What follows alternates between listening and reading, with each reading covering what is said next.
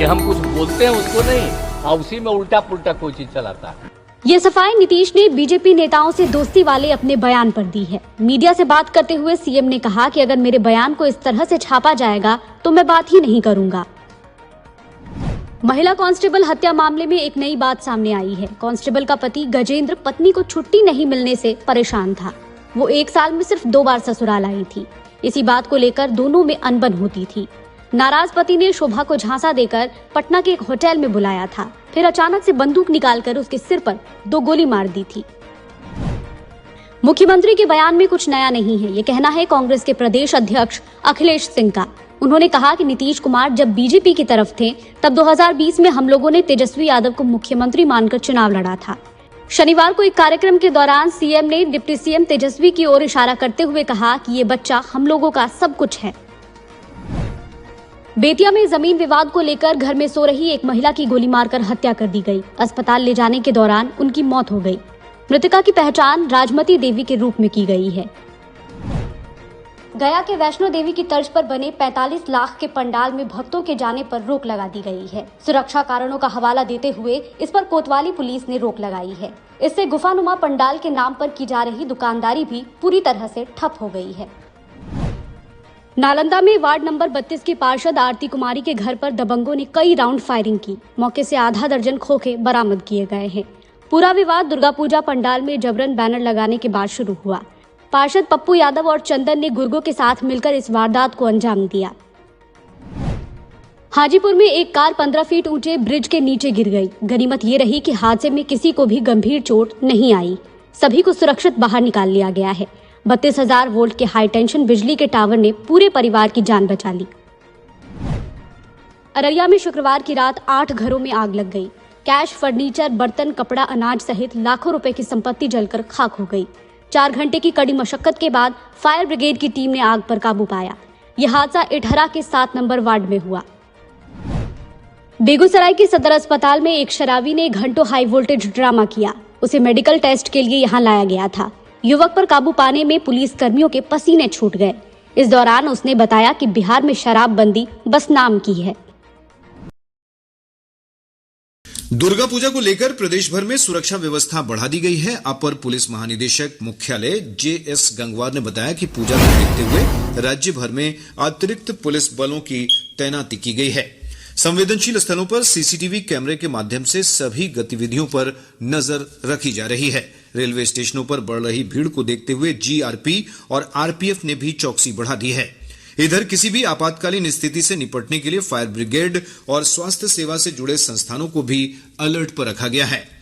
कटिहार जिले के कोढ़ा थाना क्षेत्र के जुराबगंज गांव में पुलिस ने छापेमारी कर 27 लुटेरों को गिरफ्तार किया है। अरवल जिले में जिला पदाधिकारी द्वारा विभिन्न आपदाओं में 18 लोगों की मौत के बाद उनके परिजनों को 4-4 लाख रुपए की अनुग्रह राशि दी गई है। भारतीय अंतरिक्ष अनुसंधान संगठन इसरो ने आज अपने रॉकेट गगनयान के आपदा की स्थिति में अंतरिक्ष यात्रियों को सुरक्षित निकालने की प्रणाली का सफल प्रदर्शन किया। श्रीहरिकोटा से गगनयान मिशन के क्रू मॉडल का सफल परीक्षण किया गया। 2025 में मानव युक्त अंतरिक्ष मिशन भेजने की तैयारी के तौर पर इसरो ने TVD-1 मिशन का सफल परीक्षण किया है। अगले साल इसरो को मानव रहित मिशन पूरा करना है। इसका मुख्य उद्देश्य सुरक्षित लैंडिंग, अंतरिक्ष यात्रियों का सुरक्षित बचाव और क्रू मॉडल का परीक्षण करना था। इसे श्रीहरिकोटा में सतीश धवन अंतरिक्ष केंद्र के पहले लॉन्च पैड से ठीक सुबह 10 बजे छोड़ा गया। 9 मिनट के बाद क्रू मॉडल श्रीहरिकोटा से 10 किलोमीटर दूर बंगाल की खाड़ी में गिरा। वहां पर मॉड्यूल की रिकवरी के लिए नौसेना को तैनात किया गया था। नौसेना के गोताखोर मॉड्यूल को निकालकर नौसेना के पोत में लाए। प्रक्षेपण के बाद इसरो के अध्यक्ष सोमनाथ ने कहा कि सभी मानदंड और प्रक्रियाएं योजना अनुसार पूरे किए गए। परमाणु ऊर्जा और अंतरिक्ष राज्य मंत्री जितेंद्र सिंह ने कहा कि गगनयान के माध्यम से मानव युक्त अंतरिक्ष यान का प्रक्षेपण इसरो की यात्रा का महत्वपूर्ण कदम है। प्रधानमंत्री नरेंद्र मोदी ने कहा है कि TVD-1 परीक्षण की सफल उड़ान से भारत पहले मानव अंतरिक्ष उड़ान कार्यक्रम को साकार करने के एक कदम और करीब पहुंच गया है। श्री मोदी ने इस सफलता के लिए इसरो के वैज्ञानिकों को बधाई दी। केंद्रीय गृह मंत्री अमित शाह ने कहा है कि चंद्रयान 3 के सफल प्रक्षेपण के बाद भारत अब अंतरिक्ष के क्षेत्र में अगला बड़ा कदम उठाने के लिए तैयार है। सोशल मीडिया पोस्ट में श्री शाह ने कहा कि इसरो ने आज गगनयान की TVD-1 परीक्षण उड़ान के प्रक्षेपण से अंतरिक्ष के क्षेत्र में एक और उल्लेखनीय उपलब्धि हासिल की है। आज पुलिस संस्मरण दिवस है। 21 अक्टूबर 1959 में भारत चीन सीमा पर लद्दाख में केंद्रीय रिजर्व पुलिस बल के 10 जवानों की शहादत की याद में यह दिवस मनाया जाता है।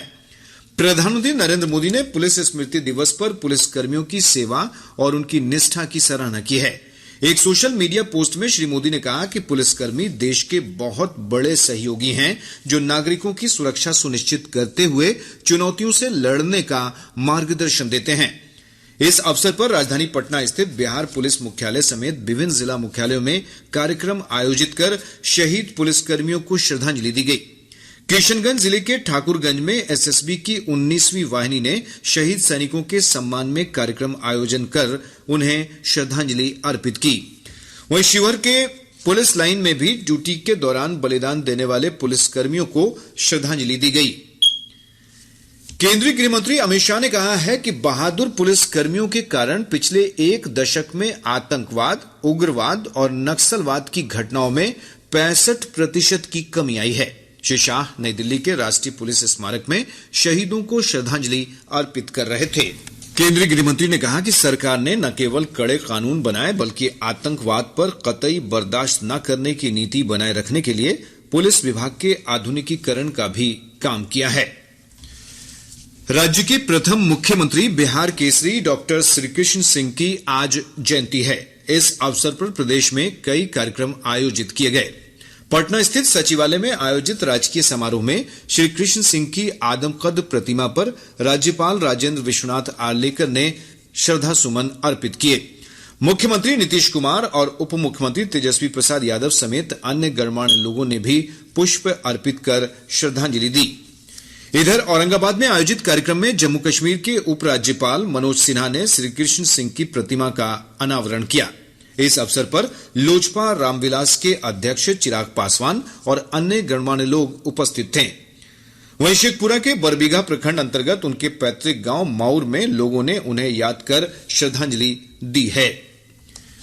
प्रदेश में पिछले 24 घंटों के दौरान डेंगू के रिकॉर्ड 423 मामले मिले हैं। विभाग के अनुसार पटना में 233 नए मरीजों की पुष्टि हुई है। वहीं सारण में 18, नवादा में 17, भोजपुर में 15 और वैशाली में 12 मरीज मिले हैं।